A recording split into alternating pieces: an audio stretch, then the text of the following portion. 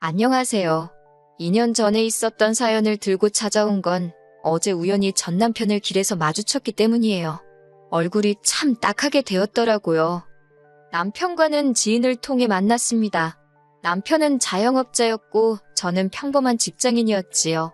1년간 연애했고 별탈 없이 결혼까지 하게 되었습니다. 결혼 당시만 하더라도 남편하고 사이는 좋았어요. 그러다 사이가 틀어진 건 친정어머니가 사고를 당하시면서입니다. 자기 부모 안 불쌍한 자식이 어디 있겠습니까만 저희 어머니 정말 고생 많이 하셨거든요. 그러다 몇 년 전 마지막이라고 시작하신 식당이 그런대로 대박이 나서 이제 숨 좀 쉬고 살겠다며 기뻐하셨지요. 딸도 시집 보냈겠다.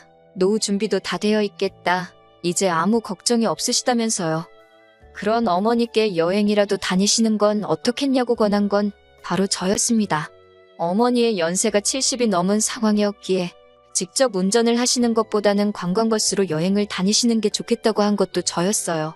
그래서 어머니가 탄 관광버스가 전복되었다는 이야기를 들었을 땐 이 모든 게 제 잘못인 것 같아 미쳐버릴 것 같대요. 사람들은 그래도 죽지 않고 살아계신 게 어디냐며 저를 위로했지만 어머니는 예전의 모습으로 돌아오지 못하셨습니다. 뇌에 큰 충격을 받아서 치매 증상을 보이기 시작하셨거든요. 그리고 그 진행 속도는 제가 예상한 것보다 훨씬 빠르더군요. 딸인 저를 제외하곤 그 누구 하나 제대로 알아보지 못하셨으니까요. 하루가 다르게 나빠져가는 어머니를 지켜보는 건 너무나 고통스러웠고 저는 남편과 상의 끝에 어머니를 집으로 모셔야겠다고 생각했지요. 하지만 흔쾌히까지는 아니더라도 이해해줄 거라 믿었던 남편이 보인 반응은 차갑기 그지없었습니다. 제가 어머니를 모시고 오고 싶다 하니 생각하는 척도 하지 않고 단칼에 싫다고 거절을 하더라고요. 당황한 제가 뭐가 왜 싫은 거냐고 이유를 말해달라 했습니다. 내가 당신 불편하지 않게 최대한 조심하겠다 하니 남편이 한다는 소리가 불편할 것 같답니다. 저는 다시 한번 뭐가 그렇게 불편할 것 같냐고 물었고 남편 입에서 나온 말은 충격적이었어요. 우리가 아직 신혼부부인데 장모님이 와 계시면 아이는 언제 만드냐입니다.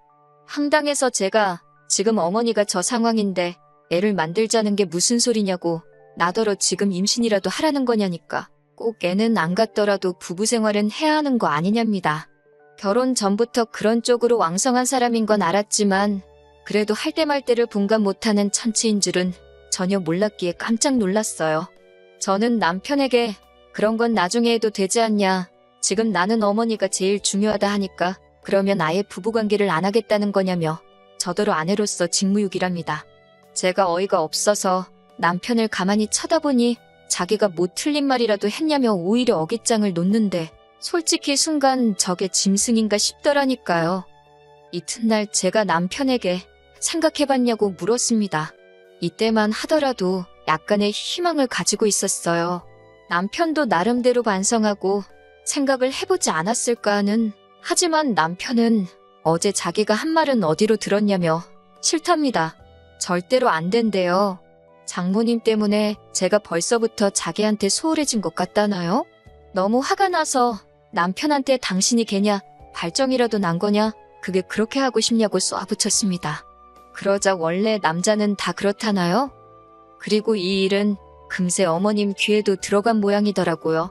가뜩이나 심란해 죽겠는데 전화를 걸어오신 어머님이 대뜸한다는 소리가 요새 요양원이 그렇게 잘 돼 있다면서 저더러 걱정할 거 하나 없다 하시대요. 괜히 선무당이 사람 잡는 법이라며 제가 어머니를 돌보는 것보다 요양원에 맡기는 편이 훨씬 나을 거라고 거기 있는 선생님들이 훨씬 훌륭하다고요. 듣다 못한 제가 그러면 어머님이 나중에 아프셔도 요양원으로 모실 거냐고 물었습니다. 그러자 어머님께선 당황하신 목소리로 그건 또 그때 상황 봐서 정해야 하지 않겠냐고 그러셨어요. 제가 지금은 무슨 상황인데 저희 어머니를 자꾸 요양원에 모시라 하시는 거냐니까 아니 네 남편이 불편하다는데 뭐가 그렇게 말이 많냐고요. 그러면서 하신다는 소리가 집에 아픈 사람이 들어와 있으면 재수도 없고 어쩌고 저쩌고 그리고 이제 저는 친정어머니 딸이 아니라 시어머니의 며느리고 남편의 아내랍니다. 최 씨 집안으로 시집을 왔으니 최 씨 집안 사람을 먼저 챙겨야 한다나요? 그리고 당신도 기다릴 만큼 기다렸다며 빨리 손주를 안고 싶다고 솔직히 남편이나 시어머니나 둘 다 똑같구나 싶어서 상대하기도 싫더군요. 결론부터 말하자면 저는 결국 남편도 시어머니도 설득하지 못했습니다. 대신 친정어머니를 저희 집에서 20분 거리에 있는 요양원으로 모시고 왔어요. 진작에 이쪽으로 모시지 않았던 건 자꾸 장소를 옮기는 게 환자인 친정어머니한테 무리가 될 수 있다고 들었고 곧 저희 집에서 모실 수 있을 거라고 믿었으니까요. 아무튼 그래도 집 근처로 모시고 오니 마음이 한결 가벼워졌습니다. 이후로 저는 퇴근 후 매일같이 요양원에 들려 1시간씩 어머니와 시간을 보냈어요. 남편은 제가 집안 살림을 소홀히 한다는 둥, 바람난 여편네랑 다를 게 없다는 둥 온갖 폭언을 일삼았지만 걔가 짖는구나 하고 무시해버렸지요. 솔직히 말하면 처음에는 막말을 퍼붓는 남편이 믿고 야속하고 그랬는데 그것도 나중엔 뒤꿈치에 굳은 살처럼 익숙해졌는지 별 생각이 없어지더라고요. 그냥 또 저러는구나, 또 떠드는구나 대수롭지 않게 여기게 되더라니까요. 한편 병간호라는 게 사실 마음만으로 되는 건 아니잖아요. 어머니의 요양원 생활이 시작되고 처음 1년은 제가 개인적으로 비상금 용도로 모아놓은 돈으로 충당을 했어요. 그런데 생각보다 요양원 생활이 길어지니까 슬슬 쪼들리기 시작했지요. 더는 방법이 없다 싶어서 고민하던 중 어머니의 재산을 처분해서 충당하면 어떻겠냐는 누군가의 조언을 듣게 되었습니다. 하지만 막상 알아보니 그것도 사정이 여의치가 않더라고요. 일단은 성년후견인이 되어야 했고 짧아도 6개월은 걸린다는 전문가의 말에 한숨부터 나오대요. 왜 진작에 알아보지 않았냐는 전문가의 질문에 제 자신이 한심하고 갑갑하고 결국 저는 정말 내키지는 않았지만 청년후견인 지정까지만 버티자는 심정으로 남편에게 500만 원을 빌려달라 했습니다. 하지만 남편은 지난번과 마찬가지로 조금의 고민도 없이 없다는 한마디로 제 부탁을 묵살해버리더라고요.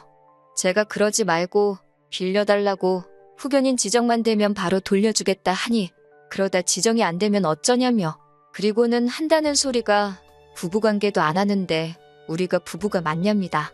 자기가 마누라가 있긴 한 거냐며 이건 뭐 총각대만도 못하다나요?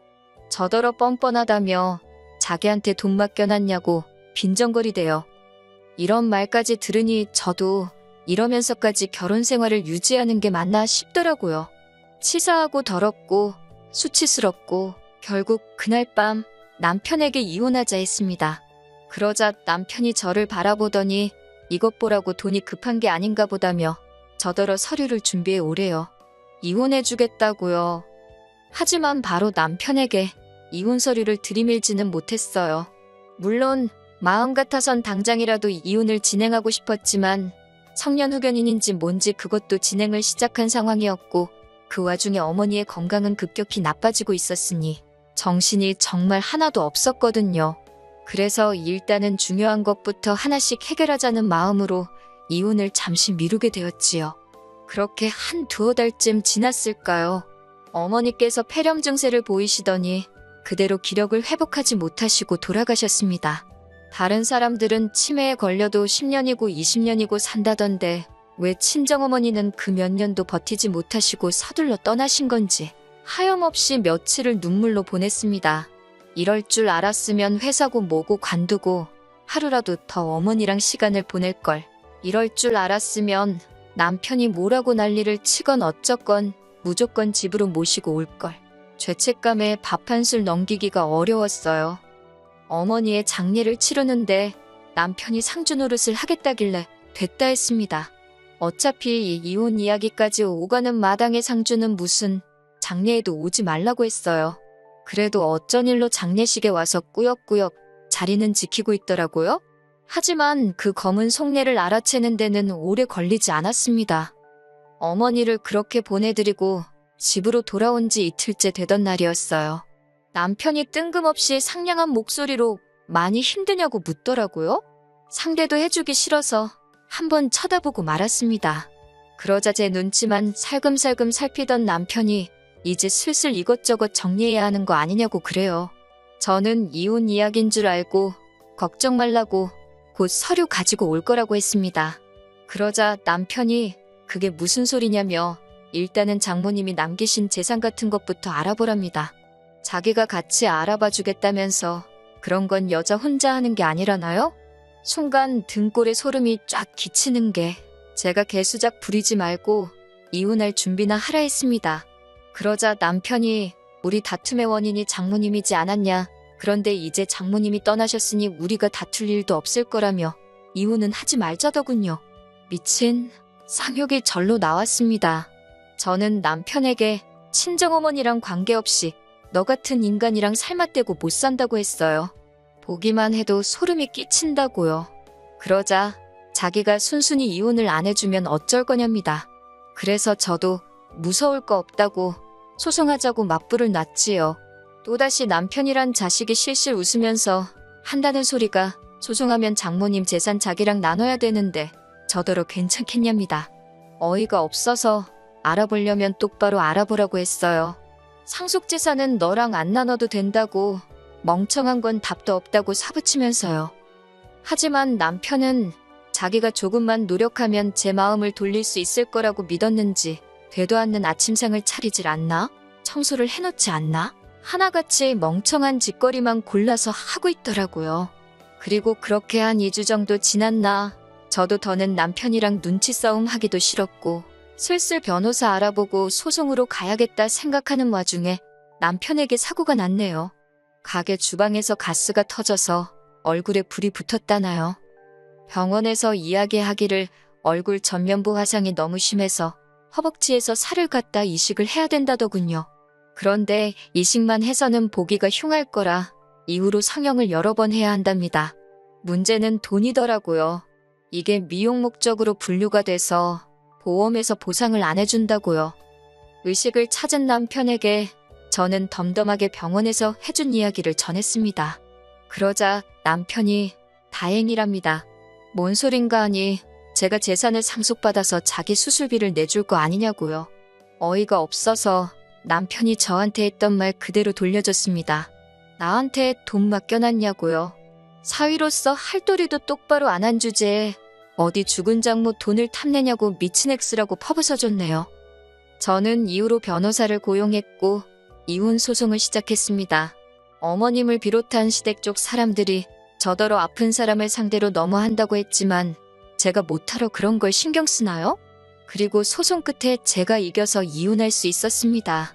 그쪽에서는 제가 아픈 남편을 내버린다는 식으로 나왔지만 그 전에 남편이 먼저 아픈 장모를 모른 척하고 잠자리로 아내인 저를 협박한 게 더 크게 작용한 모양이더라고요. 지금이야 혼자인 생활에 익숙해졌지만 사실 당시에는 어머니 돌아가시고 얼마 지나지 않아 이혼하고 혼자 감당하기에 쉽지 않았던 게 사실이에요. 그래도 지금은 모든 것이 제자리를 찾아가는 중입니다. 저는 얼마 전 좀 더 나은 조건으로 이직에도 성공했고요. 주말에는 어머니를 찾아갈 생각이에요. 어머니께서도 어디선가 이런 저를 지켜보고 응원해 주시고 계시겠지요?